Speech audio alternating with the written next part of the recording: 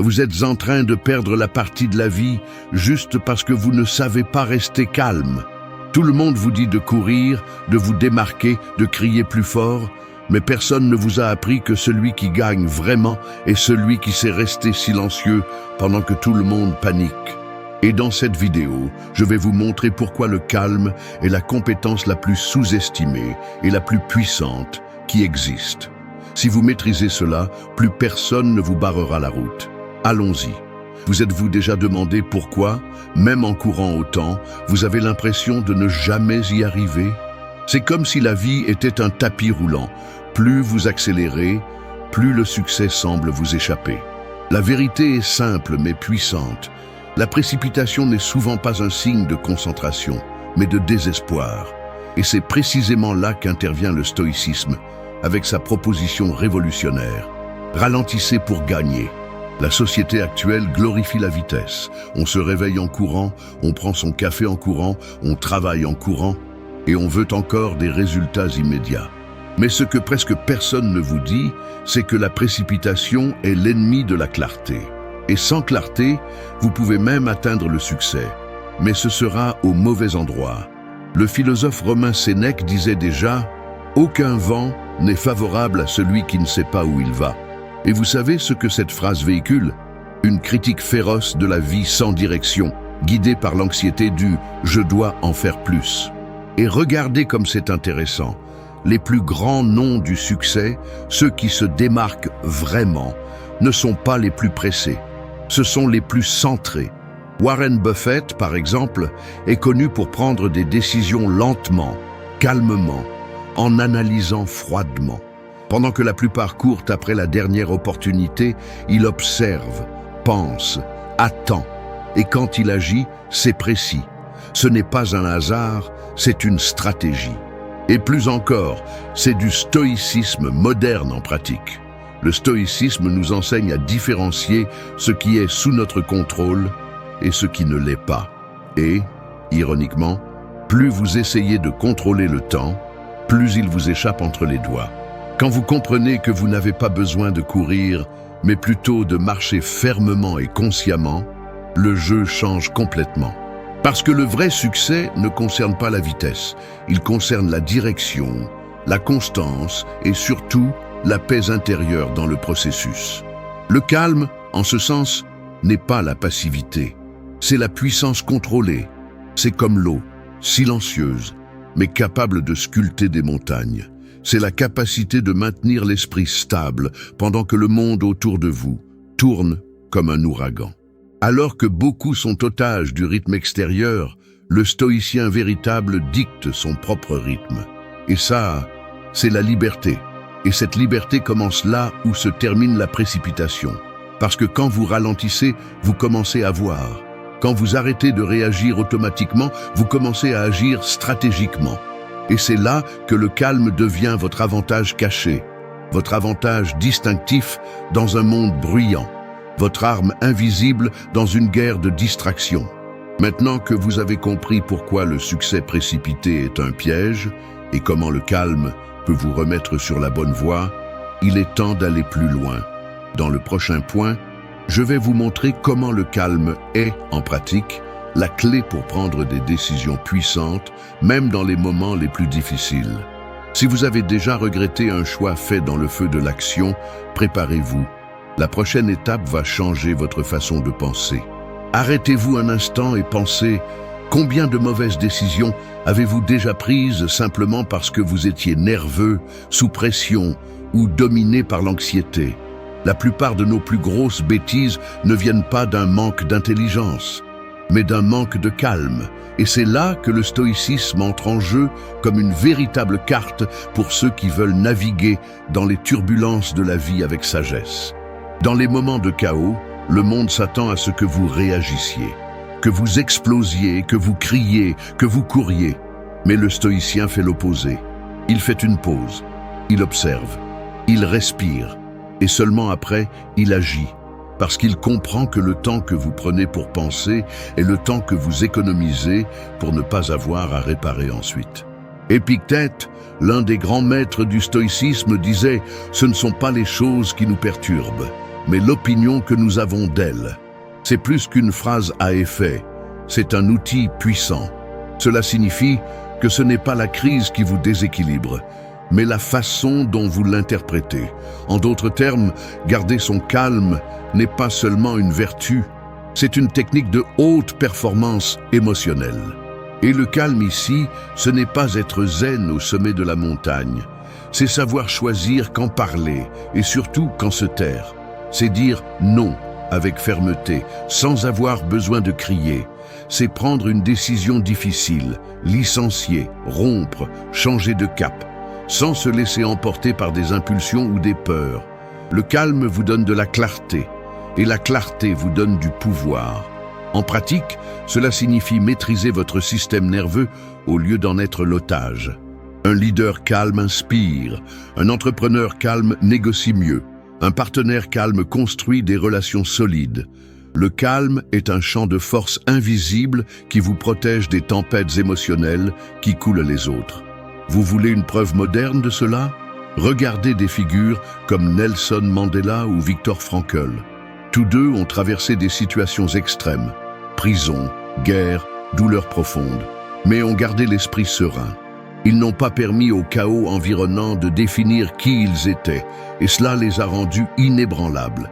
C'est du stoïcisme vivant, c'est de la force mentale au plus haut niveau. Maintenant, imaginez appliquer cela dans votre vie quotidienne. Cette réunion tendue, vous entrez avec sérénité. Ce message agressif, vous répondez avec intelligence ou peut-être même pas. Ce doute existentiel, vous respirez, analysez et continuez avec fermeté. Le calme, lorsqu'il est pratiqué avec intention, devient votre plus grand atout dans le jeu de la vie. Et c'est exactement ce que vous allez apprendre à partir de maintenant. Parce que dans le prochain point, je vais vous montrer comment ce calme stratégique, cette force silencieuse, peut devenir votre avantage invisible dans un monde qui valorise le bruit, la précipitation et la réactivité. Si vous pensiez qu'être calme, c'était être lent, préparez-vous à une nouvelle compréhension. Nous vivons dans un monde bruyant, un monde où gagne, apparemment, celui qui parle le plus fort, celui qui court le plus vite, celui qui apparaît le plus. Mais ce n'est que la surface. Derrière les grandes victoires, les mouvements précis et les décisions puissantes, il existe une compétence que presque personne ne valorise, mais qui change tout. Le calme stratégique. Savez-vous quel est le véritable avantage distinctif des grands joueurs? Ils ne réagissent pas, ils agissent. Alors que la plupart se noient dans l'anxiété, essayant de suivre le rythme insensé du marché, des réseaux sociaux, de la vie moderne. Les vrais gagnants sont là, dans le silence, à observer, à calculer, à attendre. Et quand ils décident de bouger, ils ont déjà gagné. C'est comme aux échecs. Le joueur débutant déplace les pièces rapidement, pensant qu'il gagne parce qu'il est le plus actif. Mais le maître observe. Il pense 10 coups à l'avance. Et cela n'est possible que lorsqu'il y a une maîtrise interne, lorsque l'esprit est suffisamment calme pour voir tout l'échiquier. C'est l'essence du stoïcisme. Le calme n'est pas la lenteur, c'est la préparation, c'est l'anticipation. Et cela, dans le monde compétitif, c'est de l'or pur. Alors que les autres s'épuisent dans de petites batailles, vous économisez de l'énergie pour le bon mouvement. Alors qu'ils se brûlent émotionnellement en essayant de gagner en criant, vous gagnez dans le silence de la stratégie. Vous vous souvenez, quand nous avons parlé du calme dans les décisions difficiles, maintenant, vous commencez à comprendre pourquoi c'est plus qu'une vertu, c'est une arme. Une arme invisible, oui, mais extrêmement puissante. Imaginez affronter un débat, une négociation, une crise, sans perdre votre équilibre. Vous devenez cette personne qui, même lorsque tout s'effondre, reste ferme, lucide, en contrôle. Cela transmet de l'autorité, inspire le respect et vous différencie de la foule. Cet avantage invisible est ce que beaucoup appellent la présence. Cette aura que certains leaders ont, même quand ils ne disent rien. Et vous savez quel est le secret? Ils ont appris à maîtriser le chaos interne. Parce que celui qui maîtrise son propre monde intérieur maîtrise n'importe quel environnement extérieur. Et ne pensez pas que c'est quelque chose d'inaccessible. Ce n'est pas un don, c'est de l'entraînement. C'est une habitude, c'est de la conscience. C'est apprendre à observer avant d'agir, à écouter avant de répondre, à penser avant de se précipiter. Et croyez-moi, dans un monde qui valorise celui qui court, celui qui sait s'arrêter prend l'avantage. Et c'est justement cela qui vous prépare pour la prochaine étape. Parce que maintenant que vous comprenez la valeur du calme comme stratégie, comme force silencieuse et avantage concurrentiel, il est temps de mettre cela en pratique. Dans le prochain et dernier point, je vais vous montrer un rituel stoïcien simple et puissant que vous pouvez appliquer en 5 minutes par jour et qui va entraîner votre esprit à rester ferme, calme et centré, même quand le monde extérieur est un chaos.